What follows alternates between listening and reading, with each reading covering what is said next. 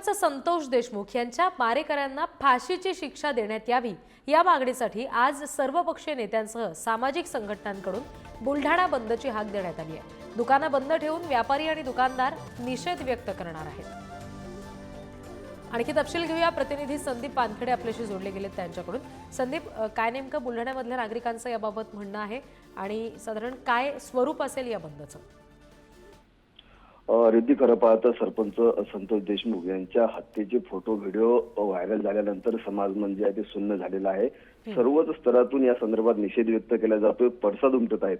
त्याच पार्श्वभूमीवर आज बुलढाण्यामध्ये जे आहे सर्व पक्षीय आणि विविध सामाजिक संघटना एकत्र येत असताना बुलढाणा बंदची हाक या ठिकाणी दिलेली आहे। त्याचबरोबर परभणी प्रकरणामधलं जे आपण जर विचार केला, सोमनाथ सूर्यवंशी यांनाही आता अद्यापपर्यंत न्याय मिळालेला नाहीये आणि त्यामुळे या दोन्ही घटनेचा निषेध करण्यासाठी आणि मारेकऱ्यांवर हत्या करणाऱ्यांवर, गुन्हेगारांवर जे आहे ही कडक शासन व्हावं, त्याचबरोबर वाल्मिक कराड आणि सर्वच जे आरोपी आहेत बीड हत्याकांडामधले त्यांना फाशीची शिक्षा देण्यात यावी या मागणीसह जे आहे आज बुलढाणा बंदची हाक देण्यात आलेली आहे। सर्व स्वयंस्फूर्तीने जे आहेत हे संपूर्ण बुलढाण्याची दुकाने, प्रतिष्ठाने जे आहेत हे बंद ठेवण्यात येणार आहेत। त्याचबरोबर निषेध मोर्चा देखील आयोजन करण्यात आलेला आहे आणि या निषेध मोर्चाच्या माध्यमातून जे आहे ते आपल्या भावना जे आहेत हे सरकारपर्यंत पोहोचवण्याचा प्रयत्न हे बुलढाणेकर या ठिकाणी करणार आहेत। निश्चित, आणि प्रत्यक्ष मोर्चा सुरू झाल्यावर पुढचे तपशील घेऊ। तुर्तास धन्यवाद संदीप दिलेल्या माहितीसाठी।